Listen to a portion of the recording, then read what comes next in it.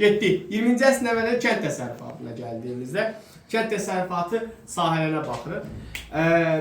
Bildiyiniz kimi 20-ci əsrin əvvəllərində Azərbaycanda hələ də belə deyək də sahibkar kəndlərdə təbəqələşmə mövcud idi.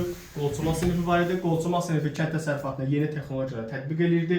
Bunlar maşınlı traktorlar idi və digər yeniliklər idi.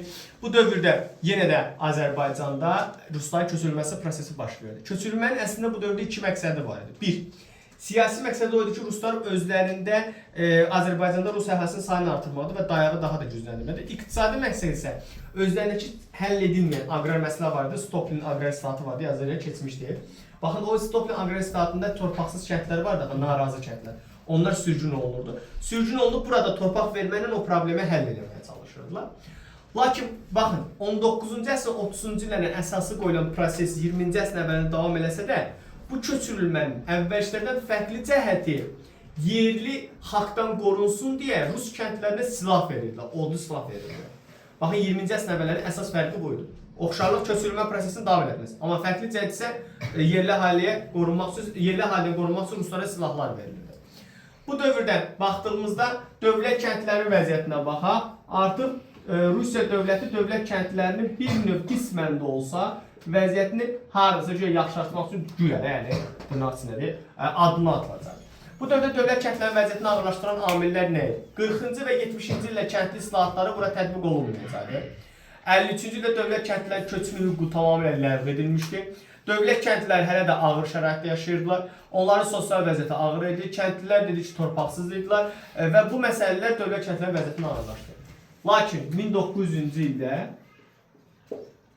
əsasnaməyə görə dövlət kəndlərinin icma torpaqların nəsli istifadə hüququ veriləcək. Yəni 70-dəki kimi dövlət kəndlərində torpaq payı veriləcək. Amma birbaşa keçid yox, bunu da yenə satın alma söhbəti olacaq.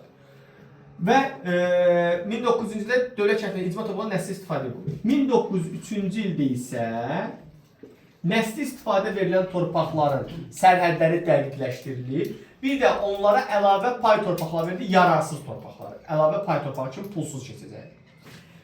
Lakin hər iki əsasnamədə dövlət kəndlərə yardım eləmirdi, maddi yardım eləmirdi. Buna görə də ən böyük problem buydu.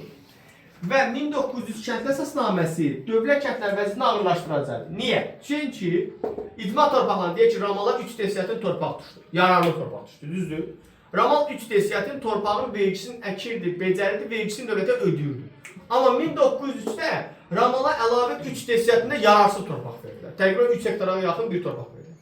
Və dövlət qeydiyyatına Ramalın adına 6 desiyatın torpaq olduğu üçün Ramal 6 desiyatın vergini ödəməyə başlayır. Halbuki Ramal 3 desiyatını əkib becərə bilirdi. 3 desiyatını əkib becərə bilmirdi. Buna görə də 1903 kəndli əsasnaməsi dövlət kəndlərin vəziyyətini ağırlaşdıran əsasnamə olacaq. İndi gələk 20-ci əsrdə sahibkar kəndlərə baxdığımızda, bilirsiniz, sahibkar kəndlər dövlət kəndlərinə nisbətən daha yaxşı vəziyyətdəydi. Amma buna baxmayaraq, orada da hələ də 70 kənd əsasnaməsi yarımçı olaraq qalırdı. Müvəqqəti mükəlləfiyyət daşıyırdı sahibkar kəndlilər. Torpaqlarını bir növ satın ala bilməmişlər, pulları yox idi, bilirsiniz bəziləri. Bəziləri satın ala bilmişdi. Və 1912-ci ildə Cənubi Qafqazda torpaq məsələsini həll etmək üçün Çar Rusiyası torpaqların məcburi satın alınması haqqında qərar verdi. 70 əsasnaməsinə görə ayrılan 5 desiyatini artıq hər bir kəndli məcburi satın almalıdır.